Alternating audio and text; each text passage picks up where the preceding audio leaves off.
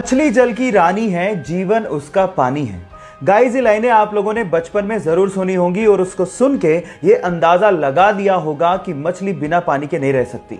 लेकिन एक मछली ऐसी है जो कि इन लाइनों को गलत साबित करती है। जी हाँ गाइस, आप ठीक सुन रहे हैं। एक मछली ऐसी है जो कि बिना पानी के ना सिर्फ जिंदा रह सकती है, वो जमीन पे चल भी सकती है और पहाड़ों पे चढ़ भी सकती है।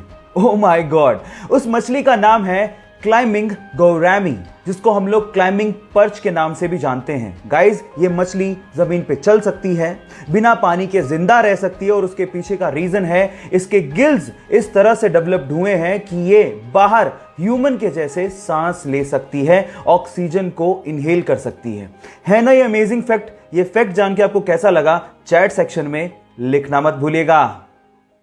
तमिलनाडु के ऊटी के एक फॉरेस्ट ऑफिसर शरद कुमार ने कुछ ऐसा कर दिखाया जिसे देखने के बाद आपको भी ये एहसास होने लगेगा कि इंसानियत अभी भी जिंदा है। जी हां गाइस, शरद कुमार ने नहर में फंसे हुए एक छोटे से हाथी के बच्चे को ना सिर्फ बाहर निकाला, उसे बचाया और साथ ही साथ अपने कंधों पर उसे उठाकर, जी हां गाइस, अपने कंधों पर उसे उठाकर 50 मीटर का सफर तय करके उसे उसकी मां के पास पहुंचाया भी। वो हाथी का छोटा सा बच्चा 120 किलोग्राम वजनी था, लेकिन शरद कुमार ने इसकी परवाह तक नहीं की और फिर भी इस नेक काम को उसने अंजाम दिया। गाइस, ऐसी घटनाएं इंसानियत को आज भी कायम रखे हुए हैं। इस घटना को सुन के और देख के आपको कैसा लगा, चैट सेक्शन में लिखना मत भूलिएगा।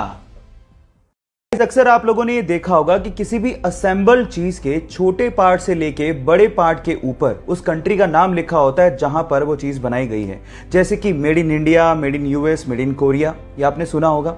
लेकिन अगर मैं आपसे सवाल पूछूं कि जो चीजें स्पेस में यूज की जाती है या स्पेस प्रोग्राम्स में यूज की जाती है, उस पर क्या लिखा होता है? क्या उस पर भी किसी कंट्री का नाम लिखा होता है? अगर आप लोग ये सोचते हैं कि उस पर भी made in US, made in India लिखा होता है तो आप लोग गलत हैं।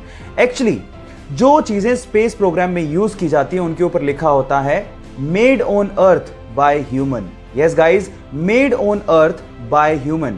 और ये चीज नासा और बड़ी बड़ी स्पेस एजेंसीज 2005 से इस्तेमाल भी कर रही हैं।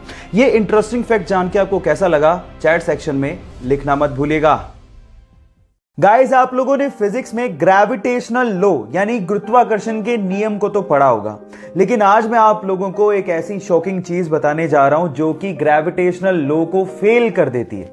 जी हां गाइस, उस चीज का नाम है हीलियम। गाइस, जब आप हीलियम को एब्सोल्यूट जीरो टेम्परेचर पे लिक्विड में कन्वर्ट करोगे तो वो लिक्विड एंटी ग्रेविटी की तरह काम करता है। आपको तो पता है कि ग्रेविटी में सारी चीज नीचे की तरफ आती है, लेकिन helium in a liquid state ऊपर की तरफ मूव करने लगता है। क्या हीलियम की इसके पहले तक ये प्रॉपर्टी आपको पता थी? और अगर नहीं पता थी तो चैट सेक्शन में लिखना मत भूलिएगा। दिल बेचारा, सुशांत सिंह राजपूत की आखिरी फिल्म, एक ऐसी फिल्म जो हमें प्यार, जज्बात और मौत की कहानी बताती है। ये फिल्म हमें ये बताती है कि लाइफ कितनी है ये तो हमारे हाथ में नहीं है, लेकिन उसे जीना कैसे है ये हमारे हाथ में जरूर है।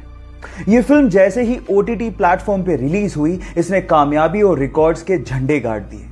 IMDb रेटिंग में पहली बार ऐसा हुआ कि किसी फिल्म को 10 में से 9.9 रेटिंग दी गई। इस कामयाबी के बाद सुशांत सिंह राजपूत के फैंस ने यह साबित कर दिया कि वो उन्हें कितना प्यार करते हैं। आज सुशांत सिंह राजपूत हमारे बीच नहीं है, लेकिन वो अपने अभिनय और अपनी फिल्मों के जरिए हमेशा हमारे दिलों में जिंदा रहेंगे। Sushant, we love you, we miss you a lot. Thank you. Guys, मान लीजिए कि कोई एक गुस्सैल बैल आपको आपकी तरफ भागता हुआ आता दिखे तो आप क्या करेंगे? ऑब्वियसली आप अपनी जान बचाने के लिए उल्टी दिशा में भागना शुरू कर देंगे। लेकिन मैक्सिको के एक टीचर रिकार्डो टोरेस का यह कहना है कि बैल तब तक आपको नुकसान नहीं पहुंचाता जब तक आप उसको उकसाते नहीं।